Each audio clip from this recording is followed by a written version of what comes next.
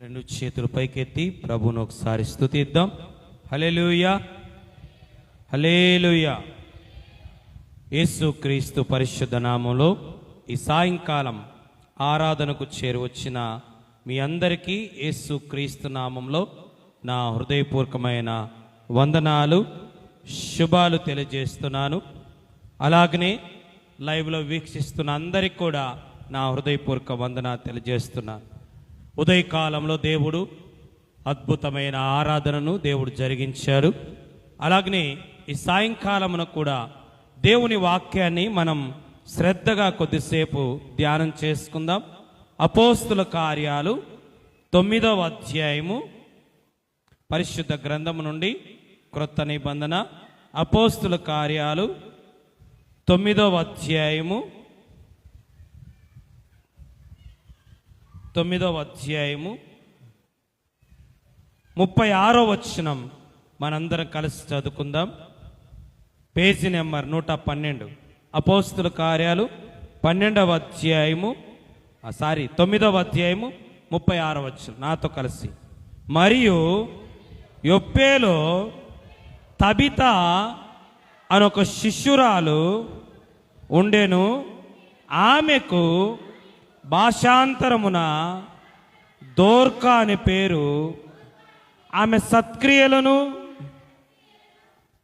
ధర్మకార్యములను బహుగా చేసి ఉండెను. చాలు. యొప్పే అనే ప్రాంతములో దోర్కా, రెండు పేర్లు ఉన్నాయి ఆమెకు, తబిత అలాగనే దోర్కా అని పేరు గల ఒక శిష్యురాలు ఉండెను. ఈమె జీవితములో, ఈ దోర్కా జీవితములో అద్భుతమైన ఆత్మీయ పాఠాలు చాలా ఉన్నాయి, ఆత్మీయ సంగతులు చాలా ఉన్నాయి. మన జీవితాలకు అవసరమైనవి, మన కుటుంబానికి అవసరమైనవి, మన సంఘానికి అవసరమైనవి చాలా ఉన్నాయి.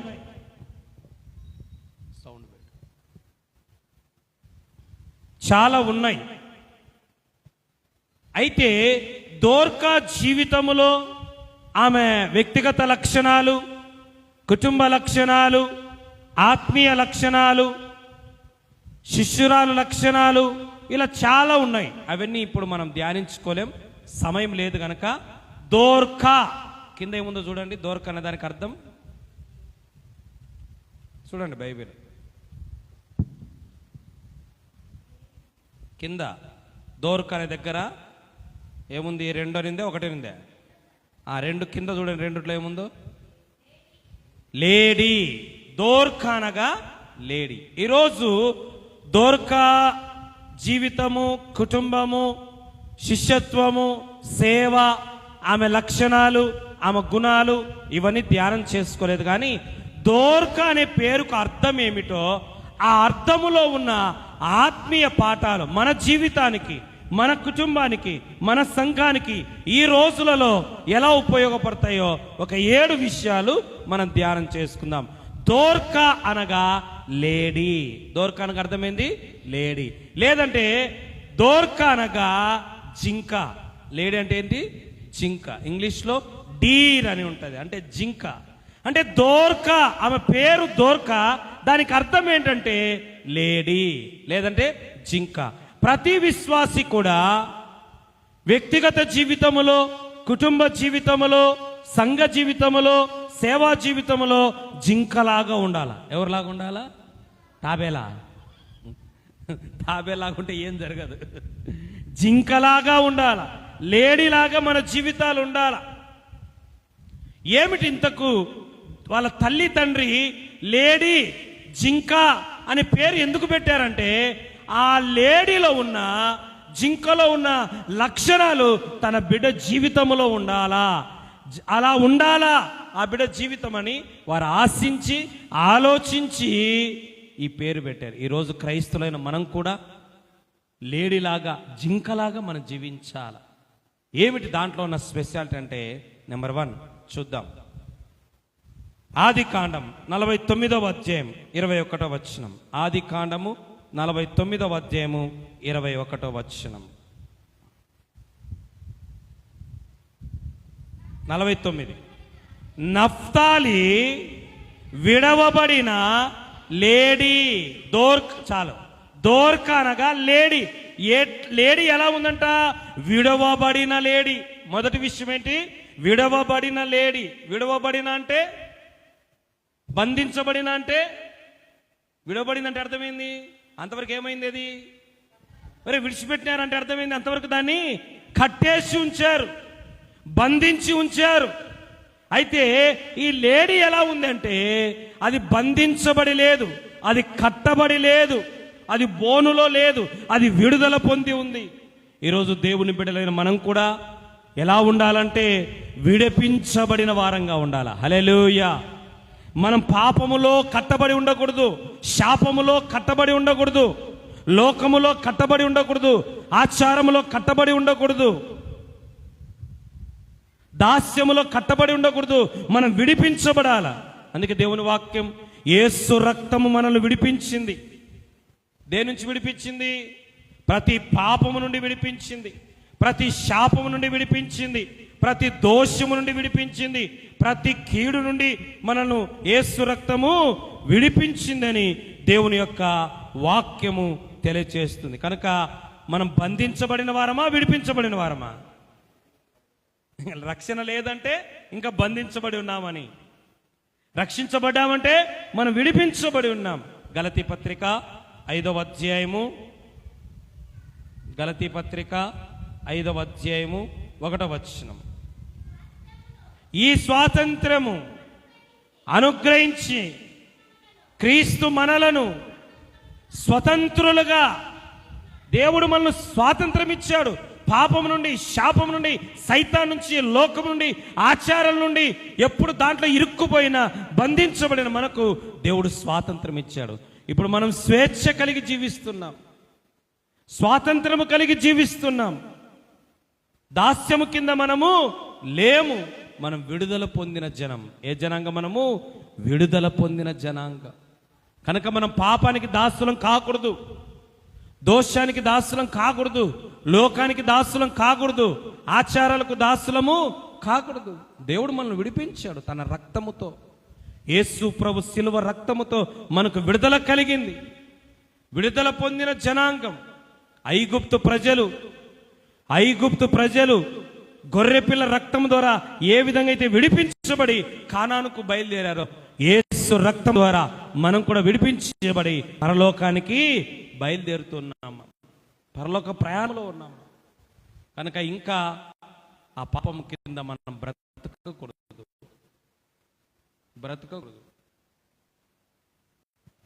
అందుకే నఫ్తాలి విడుదల పొందిన లేడీ. మనం కూడా అలాంటి బిడ్డలమే. పౌలు ఒకప్పుడు ఎలాంటి పరిస్థితిలోనంటే, నన్ను ఎవరు విడిపిస్తారా అనే అలాంటి బానిసత్వం కింద జీవించిన వాడై ఉన్నాడు. అయితే దేవుడు అద్భుతంగా ఆయనను విడిపించాడు. ఆయననే కాదు, మనందరినీ కూడా ప్రభు తన ఏ రక్తముతో విమోచించాడు? పేతురు రాసిన మొదటి పత్రిక చూడండి ఎలా విడిపించాడంట.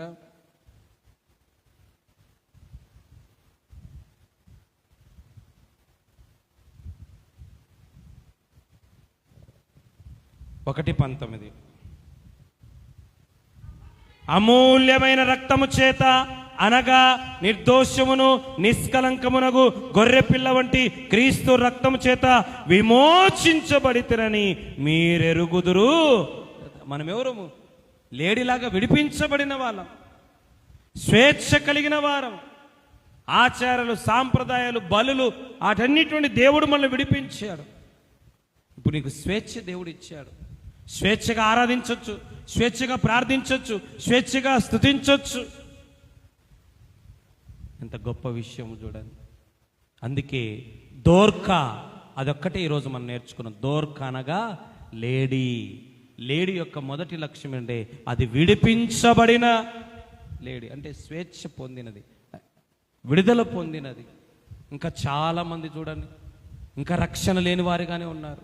అందుకే యేసు ప్రభు ఏం చెప్పాడు?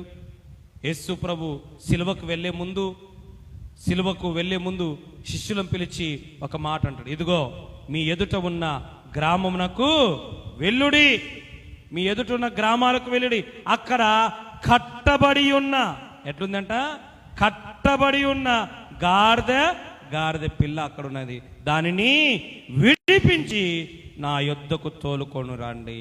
ఏమన్నాడు?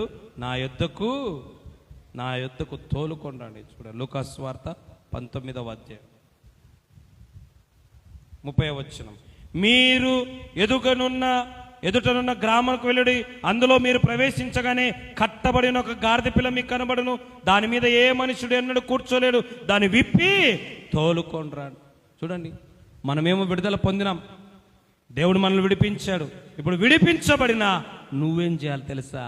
నువ్వు కూడా నీ కుటుంబ సభ్యులను విడిపించాలా, నీ బంధువులను విడిపించాలా, నీ రక్త సంబంధికులను విడిపించాలా, నీ స్నేహితులను విడిపించాలా, నీతో పాటు పనిచేసే వాళ్ళను విడిపించాలా. ఎందుకంటే నువ్వు విడుదల పొందావు. విడుదల పొందిన నీవు వారిని కూడా విడిపించాలి. స్వేచ్ఛ పొందిన నీవు వాళ్ళకు కూడా స్వేచ్ఛని ఇవ్వాలి. క్రీస్తు రక్తం ద్వారా, ప్రార్థన ద్వారా, వాక్యం ద్వారా వారిని మనము ఏమంటున్నాడు? వాటిని విప్పి నా యొద్దకు తోలుకొని. ప్రతి విశ్వాసి కూడా పాపములో, శాపములో, కీడులో, దోషములో, లోకములో, ఆచారాలతో కట్టబడి ఉన్నారు. వారిని విప్పి తీసుకొని వచ్చే బాధ్యత నీదే. ప్రతి విశ్వాసి విడిపించి తీసుకొని వస్తే మందిరాల ఆత్మలతో నిండిపోతాయి, పరలోకముతో నిండిపోతాయి. నీ బాధ్యత, నా బాధ్యత. ఎందుకంటే మనం విడిపించబడిన జనులం గనక మనమే ఇతరులను కూడా విడిపించాల. అది దేవుని ఆశ. 12 మందిని యేసుప్రభువు విడిపించాడు. ఇప్పుడు 12 మంది అనేకులను విడిపించాల.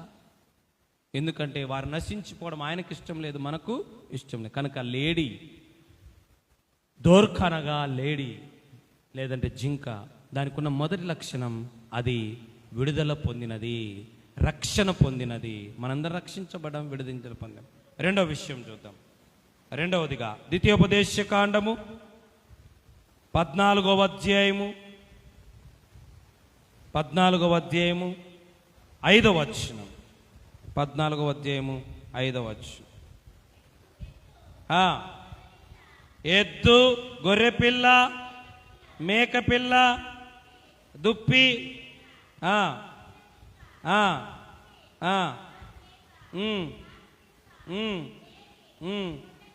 లేడీ, కొండగొర్రె,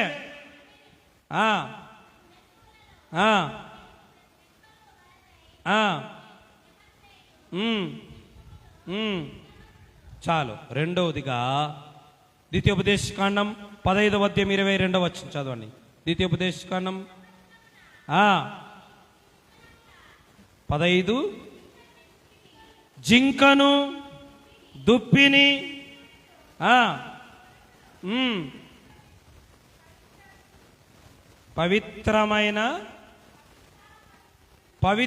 పవిత్రులను, ఇక్కడ చెప్తున్నాడు లేడీ అంట పవిత్రమైనది. హల్లెలూయా. రెండవదిగా దోర్కా అనగా అర్థం ఏంటంటే లేడీ. మొదటిగా లేడీ విడిపించబడిన అనుభవం కలిగి ఉంది. రెండవదిగా పవిత్రమైన అనుభవం కలిగింది. క్రైస్తవులైన మనం పవిత్రమైన జీవితం జీవించే వారంగా ఉండాలి. అపవిత్రమైన వాటిని మనం చూడకూడదు, అపవిత్రమైన వాటిని మనం వినకూడదు, అపవిత్రమైన వాటిని మనము మాట్లాడకూడదు, అపవిత్రమైన వాటి స్థలాలకు మనం వెళ్ళకూడదు. ఎందుకంటే అపవిత్రమైనవి మనకు తగినవి కావు. అపవిత్రమైనవి మనకు తగినవి కావు. పవిత్రం అందుకేనాడు అపవిత్రమైన చెప్తూ ఇవి మాత్రమే పవిత్రమైనవి అని దేవుడు. ఎందుకంటే క్రైస్తవులైన మనం పరిశుద్ధంగా జీవించాలి. ఈరోజు లోకంలో ఎట్లయిపోయింది తెలుసా? ఏం కాదులే, ఇదంతా మనం ఒక్కరమే పరిశుద్ధంగా జీవిస్తున్నామా? ఒకరితో మనకు అవసరం లే. దేవుడు అన్నాడు పేతురు రాసిన మొదటి పత్రిక 1వ అధ్యాయము 14-16 వచనంలో, నేను పరిశుద్ధులై ఉన్న ప్రకారము మీరును పరిశుద్ధులై ఉండుడని వ్రాయబడి ఉన్నది. నేను పరిశుద్ధులనై ఉన్నా. మనతో ఒకరితో పనిలే. వాళ్ళు ఇది తింటున్నారే, మనం తింటే ఏమి వాళ్ళు చూసండ్రే మనం చూస్తే తప్పేంది, వాళ్ళు మాట్లాడుతున్నారే మనం మాట్లాడితే తప్పేంది, వాళ్ళు వెళ్తున్నారే మనం వెళ్తే, వాళ్ళతో పోలికొద్దు. మనం ఎవరితో పోల్చుకోవాలా? దేవుడు. అందుకన్నాడు నేను పరిశుద్ధుడు కనుక నువ్వు కూడా పరిశుద్ధంగా ఉండాలా. మనం పరిశుద్ధమైన జనాంగం. మనం ఏ జనాంగము? మనం పాప జనాంగం కాదు. ఒకప్పుడు పాపలం, ఇప్పుడు పాపలము కాదు. యేసు రక్తంతో కడగబడి రక్షణ పొంది మారుమనసు పొంది బాప్తిసం పొంది మనం పరిశుద్ధులమని దేవుడు చెప్తున్నాడు. మనం పరిశుద్ధ జనాంగం. పేతురు మొదటి పత్రిక 2వ అధ్యాయము 9వ వచనం. అయితే మీరు చీకటిలోండి ఆశ్చర్యకరమైన తన వెలుగులోనికి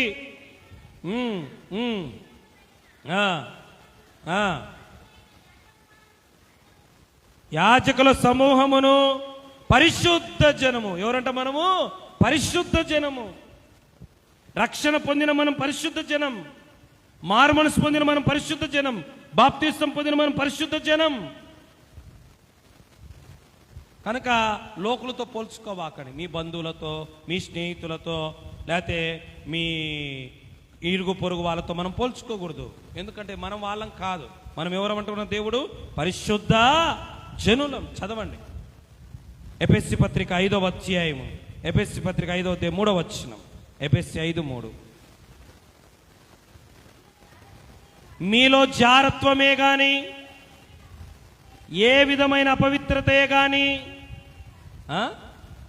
లోభత్వమే గాని వీటి పేరైనను ఎత్తకూడదు. ఇవి పరిశుద్ధులం. మనం పరిశుద్ధులం. మనకు ఇలాంటివి తగదు. మనం చర్చికి పోయే బిడ్డలం, మనం యేసు ప్రభువు నమ్మిన బిడ్డలం. మన దేవుడు పరిశుద్ధుడు. మనం చదివే వాక్యం పరిశుద్ధమైంది. మనం వెళ్ళే మందిరం పరిశుద్ధమైంది. మనం చనిపోయిన తర్వాత వెళ్ళే పరలోకం పరిశుద్ధమైంది. కనుక మనం పరిశుద్ధ జనాంగంగా ఉండాలి.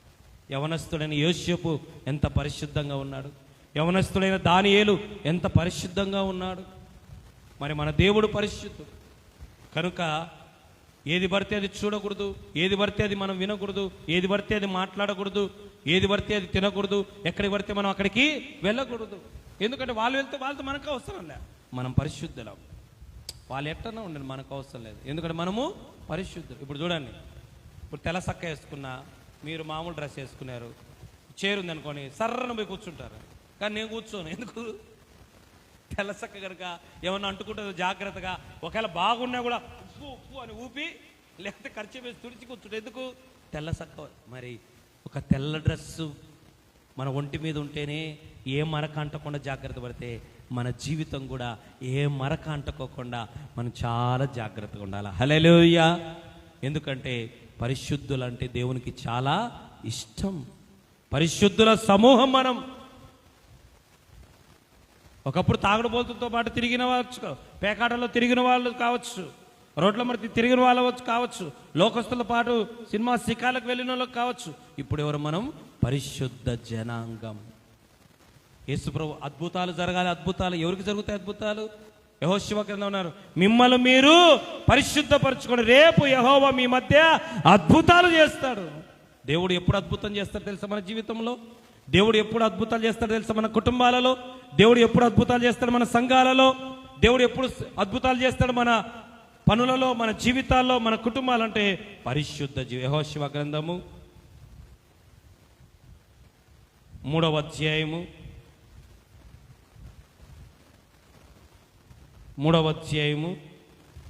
5వ వచనం. మరియు యెహోషువ, రేపు యెహోవా మీ మధ్య అద్భుత కార్యము చేయను గనుక మిమ్మును మీరు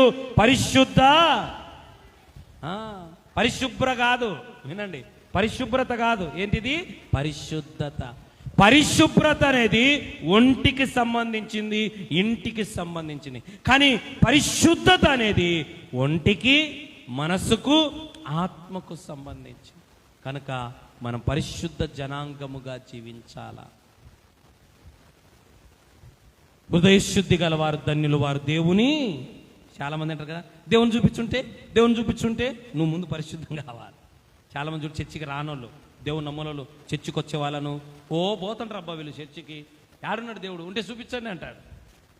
నీ పాపిచ్చి కళ్ళకు దేవుడు కనపడతాడా? ఎవరికి కనపడతాడా? హృదయ. నువ్వు పరిశుద్ధంగా ఉండు, అప్పుడు మేము చూపిస్తాం దేవుణ్ణి. హల్లెలూయా.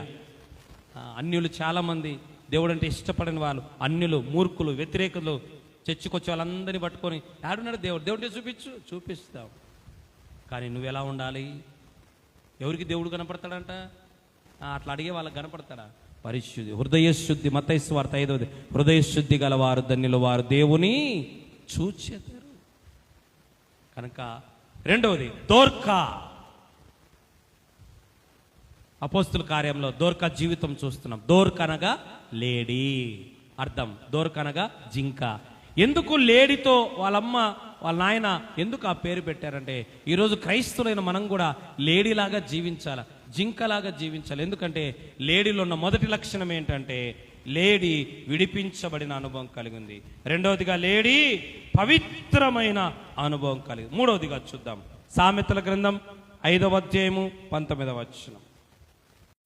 సామెతలు 5:19. ఆమె అతి ప్రియమైన, లవ్వబుల్, లవ్లీ అని అంటది ఇంగ్లీష్లో, అతి ప్రియమైన లేడీ.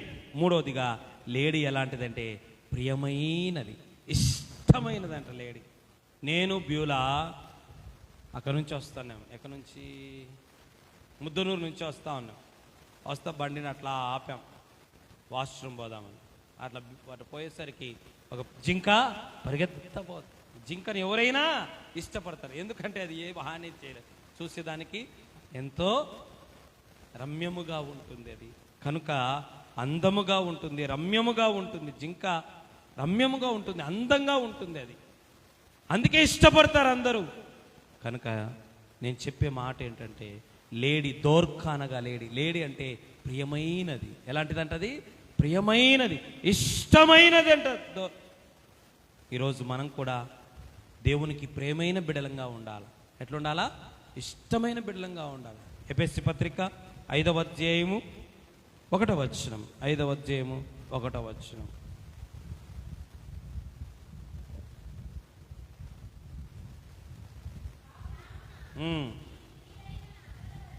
ప్రియులైన పిల్లల వలె, ప్రేయమైన పిల్లల వలె దేవుని పోలి నడుచుకొని. చాలు, చూసారా? మనం దేవునికి ప్రేమైన బిడ్డలంగా ఉండాలి, ఇష్టమైన బిడ్డలు. దేవుడు మనల్ని ఇష్టపడాలి. మనల్ని చూసినప్పుడు, మన జీవితాన్ని చూసినప్పుడు, మన బ్రతుకును చూసినప్పుడు దేవుడు ఇష్టపడే వారంగా ఉండాలా. అందుకే నాడు ప్రియమైన లేడీ. ఎంత అద్భుతమైన మాట చూడండి, ఎంత అద్భుతమైన మాట. ప్రియమైన వారంగా మనం ఉండాలి, ప్రియమైన జీవితాన్ని ఇష్టమైన బిడ్డలంగా మనం జీవించాలి. అందుకని ఆమె అతి ప్రియమైన లేడీ అని దేవుని వాక్యం సెలవిస్తుంది. మనం కూడా దేవునికి ప్రియమైన వ్యక్తులుగా ఉండాలి. అందుకే చూడండి, పూర్వకాలంలో, పాతకాలంలో కార్డులు, ఇంగ్లాండ్ లెటర్ రాసేప్పుడు ఏమన్నారు? ప్రియాతి ప్రియమైన అని మొదలు పెడతారు ఎవరైనా. ఈరోజు దేవుడు కూడా ప్రియాతి ప్రియమైన నా కుమార్తె, ప్రియాతి ప్రియమైన నా కుమారుడా అని మనల్ని కూడా సంబోధించే వారంగా ఉన్నాం. అందుకే దోర్కా అనగా లేడీ. లేడీ ఎలాంటిదంటే అందమైన, ప్రియమైన, ఇష్టమైన. అందుకే అన్నాడు, మీరు ప్రియులైన పిల్లల వలె దేవుని పోలి నడుచుకోండి.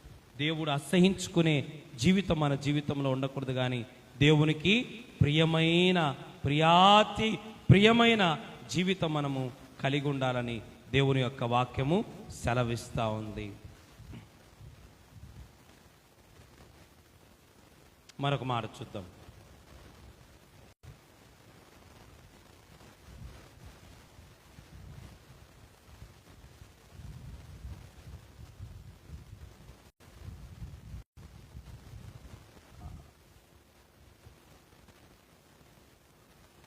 రెండవ సమూయేలు గ్రంథము 2వ అధ్యాయము 18వ వచనం.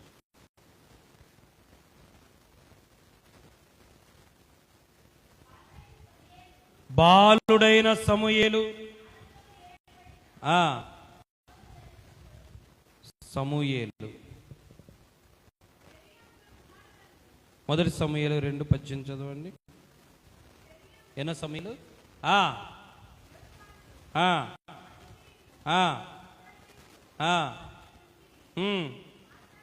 ఆషాహేలు అడవి లేడి అంత తేలికగా. చాలు. రెండవదిగా దోర్క మూడోదిగా నాలుగోది దోర్క అనగా లేడీ. లేడీ ఎలాంటిదంట? పరిగెత్తుతా ఉంటా. అందుకే చూడండి, లేచిందే లేడీ అంటారు చూసారా? లేచిందే లేడీ అంటే లేడీ పరిగెత్తుతా ఉంటది. దాన్ని పట్టుకోలేము మనం, భలే పరిగెత్తుతుంది. ఆశాహేలు లేడీ అంత తేలికగా పరిగెత్తువాడు. పరిగెత్తాలి మనం కూడా. ప్రార్థన అంటే పరిగెత్తాలా, ఉపవాసం అంటే పరిగెత్తాలా, ఆరాధన అంటే పరిగెత్తాలా, సువార్త అంటే పరిగెత్తాలా, పరిచర్య అంటే పరిగెత్తాలా, సేవ అంటే పరిగెత్తే వారంగా మనం ఉండాలా. మొదటి దినవృత్తాంతములు 12వ అధ్యాయము 8వ వచనం. మొదటి దినవృత్తాంతములు 12వ అధ్యాయం 8వ వచనం.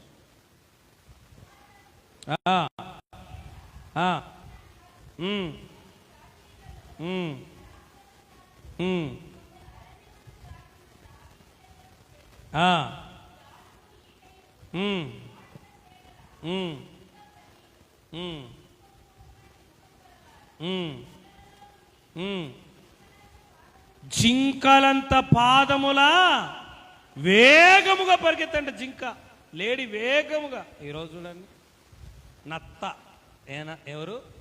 అత్త కాదు, నత్తలాగా ఉండకూడదు దేవుని కోసం.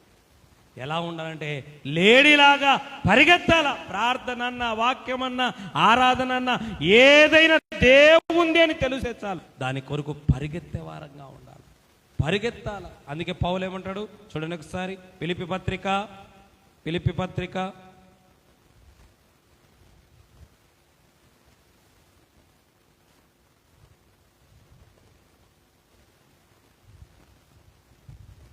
3వ అధ్యాయము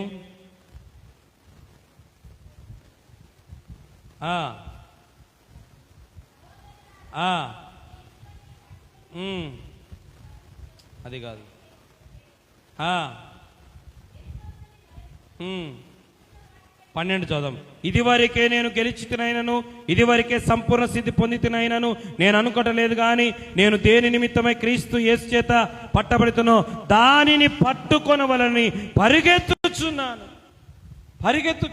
నా వైపు చూడండి, అపోస్తల కార్యములు. ఇదిగో ఫిలిప్పు రథము కంటే వేగముగా పరిగెత్తాడంట. దేని వెంటే? రథము కంటే వేగం. ఎందుకు? ఇదో నపుంసకుడు వెళ్తున్నాడు, అతడు రక్షణ పొందలే, మారు మనసు పొందలే, బాప్తిసం పొందలే, అతే మందిరానికి అయితే వచ్చాడు, వెళ్తున్నాడు. ఇది మంచి అవకాశం. ఇదిగో అరణ్యములో ఉన్నాడు, అతను నువ్వే కలుసుకో పిలుపు అంటే, పిలుపు అంట ఆత్మ పిలిపి మీదకి రాగానే ఏ రథము వెంట పరిగెత్తిపోతున్నాడు. రథం కంటే ముందు వెళ్ళిపోయాడు. ఎందుకంటే ఒక ఆత్మ కోసం ఎంత పరుగో చూడు. ఒక్క వ్యక్తే. మనం బాగా ఆశగా వచ్చేసరికి చర్చిలో ఒక్కరే ఉన్నారనుకో, ఒక్కరు అనుకుంటారు. అవునా కాదా? ఎవరైనా అనుకుంటారు. మనం పాట పాడేప్పుడు ఒక్కరే మన ముందుంటే, మన వాక్యం చెప్పేప్పుడు ఒక్కరే మన ముందుంటే, ఆరాధన చేసేప్పుడు ఒక్కడే ఉంటే ఎట్లుంటుంది? కొంచెం దిగులుగా అనిపిస్తుంది. ఇంకొక 10 మంది ఉంటే ఎవరికైనా అనిపిస్తుంది, నాకైనా అనిపిస్తుంది, ఎవరికైనా. కానీ ఒక్క ఆత్మ కూడా ఎంత విలువైందో తెలుసా? ఒక్కరున్నా ఆరాధన జరిగించాలి, ఒక్కరున్నా ప్రార్థన జరిగించాలి, ఒక్కరున్నా సేవ జరిగించాలి, ఒక్కరున్నా పరిచయం జరగాలి. ఎందుకంటే ఆ ఒక్కరు దేవునికి చాలా విలువైన వారు. అందుకే 99 గొర్రెలను వదిలిపెట్టి తప్పిపోయినా ఒక్క గొర్రె కోసం ఎంత విలువైందో చూడండి.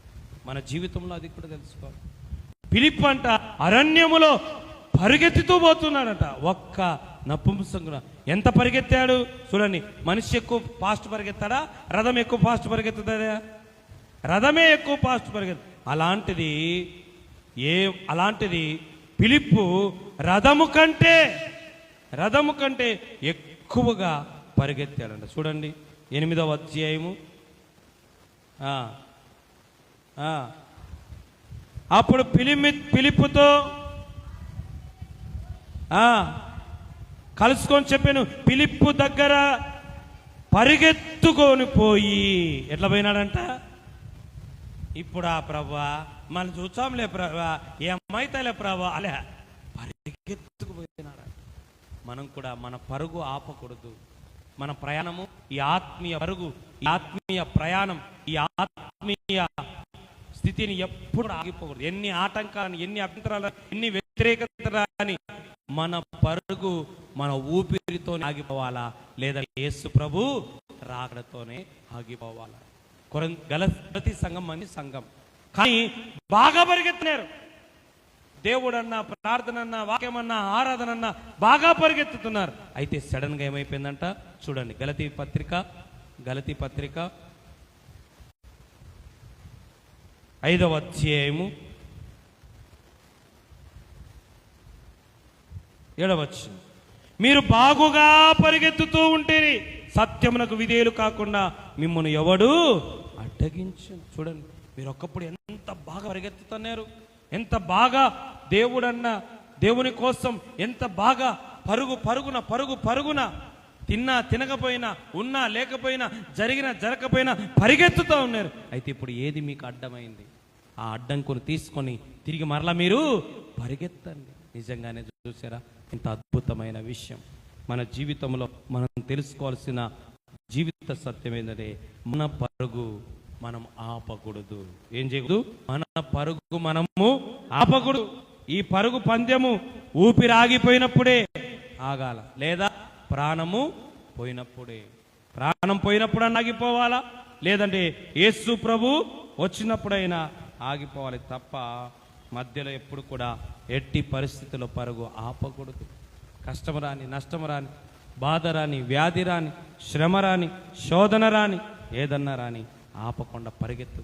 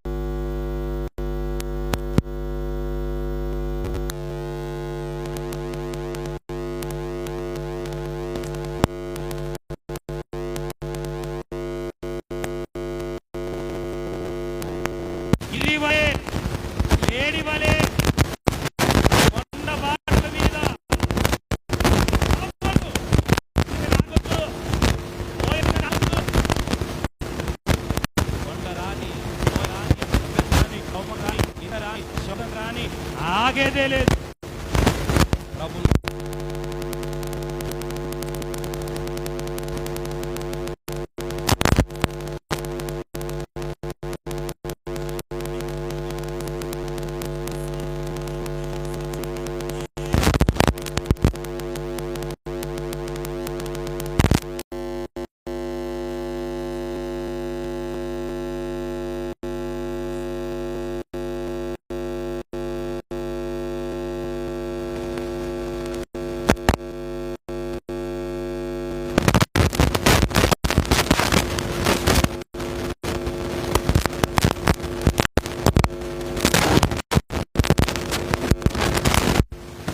ఆటంకాలని, అభ్యంతరాన్ని వాటన్నిటి దాటుకొని ప్రభు కొరకు పరిగెత్తే వారంగా ఉండాలి. తర్వాత విషయం తర్వాత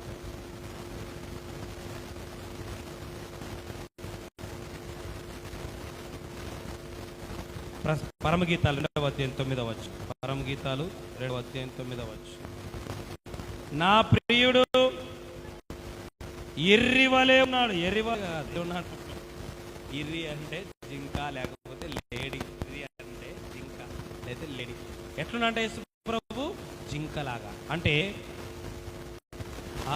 లేడీ పిల్లవలే. చూద్దాం. ఐదవది ఏంటంటే లేడీ యేసుతో పోల్చబడి ఉంది. హల్లెలూయా. మన జీవితాలు కూడా రోజు రోజుకు యేసు ప్రభువుగా మారిపోవాలి. అక్కడ అపోస్తలుడైన పౌలు అంటాడు, నేను క్రీస్తును పోలి నడుచుకుంటున్నాను. నేను మనుషులు పోలి నడుచుకోలే, సాంప్రదాయాలు పోలి నడుచుకోలే, సిద్ధాంతాలు పోలి నడుచుకోలే. నేను క్రీస్తును పోలి నడుచుకు ప్రకారం మీరును నన్ను పోలి, అనగా నేను క్రీస్తును పోలి నడుచున్నట్టే మీరు కూడా. మొదటి కొరింథీ పత్రిక 11వ అధ్యాయం 1వ వచనం, నేను క్రీస్తు పోలి నడుచుకున్నట్టు ప్రకారం మీరు నన్ను పోలి నడుచుకోండి. ఈరోజు మనలో ఎవరు రూపంగా రావాలా? రోజులు పెరిగే కొద్దీ, వారాలు పెరిగే కొద్దీ, నెలలు పెరిగే కొద్దీ, మందిరానికి వచ్చే కొద్దీ మనము కూడా ఏ విధంగా అయితే లేడీతో పోల్చబడ్డాలో మనము కూడా క్రీస్తులాగా మార్చబడాల. క్రీస్తు పోలికలేకి రావాలా, క్రీస్తు పోలికలేకి దినదినము మార్చబడాల. రోమపత్రిక 8వ అధ్యాయం 29, ఎందుకనగా తన కుమారుడు అనేక సహోదరులలో జ్యేష్ఠునగుడుగా దేవుడు ఎవరిని ముందుగా ఎరిగెనో వారు తన కుమారు అనగా క్రీస్తుతో స్వారూప్యము గలవారొకటు వారు ముందుగా. మనం రోజులు గడిచి కొద్దీ క్రీస్తు లాంటి స్వభావం, క్రీస్తు లాంటి పోలిక, క్రీస్తు లాంటి రూపము మనలోకి రావాలి. ఆదాము దేవుని పోలిక పోగొట్టుకున్నాడు పాపం చేసి. క్రీస్తు ఆయన రక్తముతో మనకు పోలికిచ్చాడు. మరలా మనము క్రీస్తు రూపాన్ని పోగొట్టుకోకూడదు. క్రీస్తు లాంటి ప్రేమ, క్రీస్తు లాంటి క్షమాపణ, క్రీస్తు లాంటి దయాగుణం, క్రీస్తు లాంటి కనికర గుణం, క్రీస్తు లాంటి త్యాగ గుణం, క్రీస్తును పోలి నడుచుకోవాలి, క్రీస్తులాగా జీవించాలి ఈ లోకములో. అందుకే ఒకప్పుడు గలతీ సంఘాన్ని చూస్తే క్రీస్తు లాంటి జీవితం వాళ్ళకు ఉండేది. క్రీస్తులాగా ఉండేవాళ్ళు. వాళ్ళ మాట, వారి ప్రవర్తన, వారి జీవితం, వాళ్ళ నడక క్రీస్తులాగా ఉండేది. అయితే ఈ అబద్ధ బోధలు వచ్చేసరికి, లోకాచారాలు వచ్చేసరికి అది పోయినప్పుడు పౌలు బాధపడుతూ ఏమంటాడంటే, గలతీ పత్రిక 4వ అధ్యాయము 19వ వచనం, గలతీ 4, నా పిల్లలారా క్రీస్తు స్వరూపము మీ అందు ఏర్పడు వరకు మీ విషయమై నాకు మరలా ప్రసవం. ఒకప్పుడు మీరు రక్షణ పొందాలా, మారుమనసు పొందాలా, బాప్తిసం పొందాలా, దేవునిలో ఉండాలా, సేవలో ఉండాలని నేను ఎంతో కష్టపడ్డా. ఒక తల్లి బిడ్డకు జన్మనిచ్చినట్టుగా మీకు జన్మనిచ్చాను. అయితే మరలా మీరు దాన్ని పోగొట్టుకున్నారు.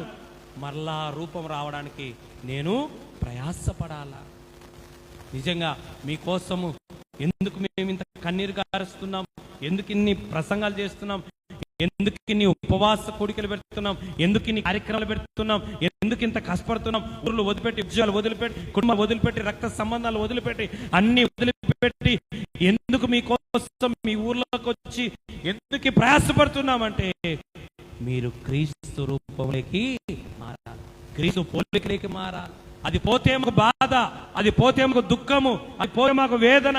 అప్పుడు మా కోపం వస్తుంది. కోపం వచ్చినప్పుడు మిమ్మల్ని గద్దిస్తాం, మిమ్మల్ని అరుస్తాం. ఎందుకు ఒకప్పుడు ఇంత ఆత్మీయంగా ఉన్నారు, ఒకప్పుడు ఇంత భక్తిగా ఉన్నారు, ఒకప్పుడు ఇంత నీతిగా ఉన్నారు, ఇప్పుడు ఎందుకు లేరని మేము మిమ్మల్ని గద్దించేది ఎందుకో తెలుసా? మీ మీద ద్వేషముతో, అసూయతో, కోపంతో కాదు, మీకు క్రీస్తు స్వరూపం మరలా రావాలి. అది పోతే పరలోకం పోలేం మనం. అందుకే ఒకవేళ మీ జీవితాల్లో ఆ క్రీస్తు స్వరూపము పోయినప్పుడు మేము అరిచేది, మేము తిట్టేది, మేము గదురుకునేది ఎందుకంటే, అందుకే పౌలు అంటున్నాడు, మరలా ప్రసవ వేదన బెత్తముతో వస్తా మీ దగ్గరికి అన్నాడు. దేంతో వస్తా అన్నాడు? బెత్తముతో మీ దగ్గరికి రావాలా. ఎందుకు పౌలు? పాస్టర్ పోయిండు, ఎందుకు నీకు అంత కోపం? కొన్నిసార్లు అనిపిస్తుంది, పాస్టర్కి అంత కోపం ఎందుకంటే ఎట్లయినా సరే మీలో క్రీస్తు రూపము రావాలా. క్రీస్తు పోలిక మీకు పోకూడదు, క్రీస్తు పోలిక మీరు పోకూడని ఉద్దేశముతోనే పౌలు ఇదే 4వ అధ్యాయంలో అంటాడు. చదవద్దులే, టైం లేదు కనుక. ఇదే 4వ అధ్యాయంలో పౌలు అంటాడు, కోపడతాడు వాళ్ళ మీద. ఎందుకంటే క్రీస్తు స్వరూపము మీలోకి రావాలా, క్రీస్తు పోలిక రావాలా అనే ఉద్దేశంతోనే. కనుక ఒకవేళ దైవజనుడు గద్దిస్తేనో, అరిస్తేనో, ఒకవేళ గదురుకుంటేనో సేవకుని విడిచిపెట్టాకండి, సంఘాన్ని విడిచిపెట్టాకండి, పరిచయాన్ని విడిచిపెట్టాకండి. ఎందుకంటే మా ఆశ ఒకటే, మా కోపం ఒకటే, మా గద్దింపు ఒకటే, మీరందరూ క్రీస్తు రూపంలో వస్తే చాలు. మాలాంటి వారుగా మీరు తయారుగా కావాలని కాదు మా ఇష్టం. మీరు ఎలాంటి వారుగా కావాలా? క్రీస్తు లాంటి వారుగా కావాలి. అదే సేవకుని ఆశ, అదే సేవకుని తపనై ఉంటున్నది. అందుకే పౌలు అంటాడు, పిల్లలారా మరలా మీ యందు క్రీస్తు స్వరూపము ఏర్పడు వరకు నాకు మళ్ళా మీకోసం నేను కనాల్సిన పరిస్థితి వస్తుంది. కనుక లేడీ అనగా క్రీస్తు పోలిక. మనందరూ క్రీస్తు రూపంలోకి రావాలి. ఒక ఆయన ఏసన్నలాగా పాట పాడుతున్నాడు. ఏసన్నలాగా వాక్యం చెప్తుంటే ఒక పాస్టర్ వచ్చి, బాబు ఏమవసరం నాయన, దేవుడు నీకు ఇచ్చిన విధానంలో, దేవుడు నీకు ఇచ్చిన స్థితిలో నువ్వు చెప్పంటే, లేదు లేదు నేను అట్లే జూనియర్ వేస్తానంట. వేస్తానా? జూనియర్ వేస్తానా? ఎందుకు? దేవుడు నీకంటూ ఒక స్వరం ఇచ్చాడు, దేవుడు నీకంటూ ఒక టాలెంట్ ఇచ్చాడు, దేవుడు నీకంటూ ఒక తలాంతి ఇచ్చాడు. దాన్ని వాడుకుంటే చాలు. ఎవరోలాగా మనం పాడాల్సిన అవసరము లేదు, ఎవరోలాగా మనం వాక్యం చెప్పాల్సిన అవసరం లేదు, ఎవరోలాగా మనం ప్రార్థన చేయాల్సిన, మనలాగే మనం చేయాలి. హల్లెలూయా. ఎందుకంటే దేవుడు నీకు సొంత స్థితి మనకి ఇచ్చాడు. క్రీస్తు స్వరూపంలో మనకుంటే చాలు. ఆరోది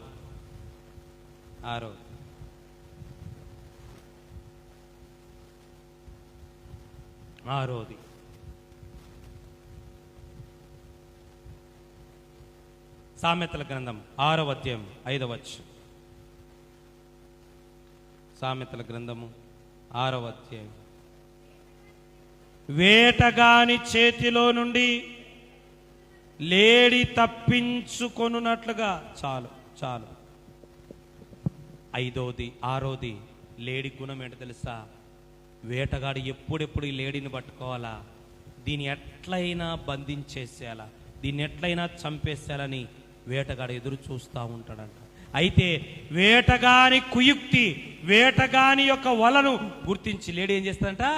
తప్పించుకుంటాం. మనం కూడా సాతాను కూడా ఎప్పుడెప్పుడు జాగ్రత్త ఉండండి. లోకస్తులతో సాతానుకు పని లేదు. తాగుడుబోతులతో, దొంగలతో, పాపం చేసే వాళ్ళతో, సినిమాకు పోయే వాళ్ళతో, షికారులు చేసే వాళ్ళతో సాతానికి ఏం పని లేదు. ఆల్రెడీ వాళ్ళు సాతాను బిడ్డలు. మనం పరిశుద్ధులమయ్యాం, మనం దేవుని నమ్ముకున్నాం, మనం చర్చికి వస్తున్నాం, మనం బైబిల్ చదువుతున్నాం, మనం ప్రార్థన, కనుక మనల్నే పట్టుకుంటుంది సైతాను. ఎందుకంటే నువ్వు పరిశుద్ధంగా ఉండడం సాతానికి ఇష్టము లేదు, నువ్వు ఆత్మీయంగా ఉండడం సాతానికి ఇష్టము లేదు, నువ్వు భక్తిగా ఉండడం సాతానికి ఇష్టము లేదు, నువ్వు చర్చికి రావడం సాతానికి ఇష్టము లేదు, నువ్వు సేవ చేయడం సాతానికి ఇష్టం లేదు. కనుక ఎట్టయినా నిన్ను పట్టుకోవాలా. అందుకే లేడీకి వల వేసినట్టు సాతాను కూడా మనకేం చేస్తుంటాడు? వల వేస్తూ ఉంటాడు. మనం తప్పుకోవాలా. పేతురు రాసిన మొదటి పత్రిక 5వ అధ్యాయము. ఎవరిని మింగుదునా అని మీ విరోధి అయినా అపవాది గర్జించు సింహం వలె తిరుగుతా ఉంది అంట. ఇల్లు తిరుగుతుంది. ఎవరైతే చర్చికి బాగా పోతున్నారో, ప్రార్థన చేసుకుంటున్నారో, బైబిల్ చదువుతున్నారో, సేవ చేస్తున్నారో వారికి ఎట్టయినా పడేయాల, వాళ్ళని ఎట్టయినా ఆపేసేయాలని సాతాను కుయుక్తి పడతా ఉంటది. సాతాను ఆలోచిస్తూ ఉంటది, సాతాను వలలేస్తూ ఉంటది. 5వ అధ్యాయము 8వ వచనం. మెలకువగా ఉండండి. ఎక్కడ వల వేస్తాడో తెలియదు. మనకు తెలియకుండానే వల వేసేస్తాడు. డబ్బు వల వేస్తాడు, పని వల వేస్తాడు, అలాగనే అందం వల వేస్తాడు, ఆకర్షణ వల వేస్తాడు, ఆశలు చూపిస్తాడు, మనల్ని వలలో పడేసి దేవునికి దూరం చేస్తాడు, శోధిస్తాడు. డేవిడ్ అన్న ఇందాక ఫోన్ చేశాడు. పాపం ఈరోజు వాక్యం బాగా విన్నాడు, బాగా మంచి తీర్మానం చేసుకుని ఇంటికి వెళ్ళాడు. సాతాను వాళ్ళ అన్నలో దూరి ఆయన డిస్టర్బ్ చేసింది. కారణం ఏంటి? ఆయన అనుకోవచ్చు, ఏందబ్బా ఇప్పుడే చర్చికి వచ్చిన మంచి తీర్మానం చేసుకున్నా, నాకు ఎందుకు ఈ శోధన? ఎందుకంటే నువ్వు భక్తిలో ఎదుగుతున్నావు గనక, నువ్వు దేవుణ్ణిలో బలపడుతున్నావు గనక ఇది సాతానికి ఇష్టము ఉండదు. అందుకే ఎట్లయినా వెనక వేళదు. అందుకే మనం ఏం చేయాలి? మెలకువగా, చిన్నగా, చాకచిక్యంగా తప్పించుకోవాలి మనం. హల్లెలూయా. అందుకే నాడు యేసుప్రభువు ముందేం చెప్పినాడు? మిమ్మలను తోడేళ్ల మధ్యకు పంపిస్తున్నా కనుక పాము వలె వివేకంగా, పావురం వలె నిష్కపటంగా మనం జీవించాలా. పావురం వలె నిష్కపటంగా, పాము వలె వివేకం. అందుకే లేడంట తప్పించుకో. అందుకే పౌలు ఏం తెలుసా? సాతాను తంత్రములను మేము ఎరగని వారము. కొరింథీయులకు రాసిన పత్రికలు అంటారు, సాతాను యొక్క కుయుక్తులు మాకు తెలుసు. వాడు ఏదో ఒక రూపంలో వస్తాడు, ఏదో ఒక ఆశ తీసుకొని వస్తాడు, ఏదో ఒక ఆకర్షణ తీసుకొని వచ్చి మనకు వల వేస్తాడు. కనుక లేడీలో ఉన్న 6 లక్షణం దోర్కా అనగా లేడీ వేటగాని తప్పించుకున్న సాతాను. చూడండి, వెంటనే మీకు అర్థమవుతుంది. నీకు ఆలోచన మనకు వచ్చిందంటే అది సాతాందే. కనుక ఓయమ్మో సాతాను ఎందుకో నన్ను ట్రాక్ తప్పిస్తున్నాడు, సాతాను ఎక్కడో నా మీద వల వేస్తున్నాడని వెంటనే నువ్వు మేలుకొని మోకరించి, ప్రభా ఈ శోధన, ఈ ఆలోచన తీసేనైనా దూరం చేయని మనం వెంటనే మెలుకోవాలి. లేకపోతే వాడు చిన్నగా స్లో పాయిజన్ లాగా లోకంలోకి దించేస్తాడు మనవాడు. చివరి మాట చెప్పుకొని ప్రార్థన చేసుకుందాం. చివరి ప్రార్థన, చివరి మాట. చివరిగా హబక్కుకు గ్రంథం 3వ అధ్యాయం 19వ వచనం, మొదటి సమూయేలు గ్రంథం 22వ అధ్యాయం 34వ వచనం. హబక్కుకు 3:19, మొదటి సమూయేలు 22:34.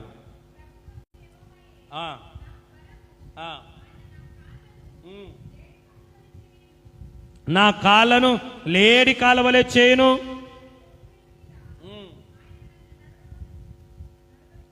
ఆయన నా కాళ్ళను లేడి కాలవలే చేయును, ఉన్నత స్థలముల మీద ఆయన నన్ను. చివరిగా లేడి ఉన్నత స్థలంలోకి ఎక్కుతుంది. చదవండి, మొదటి సమూయేలు 22:34.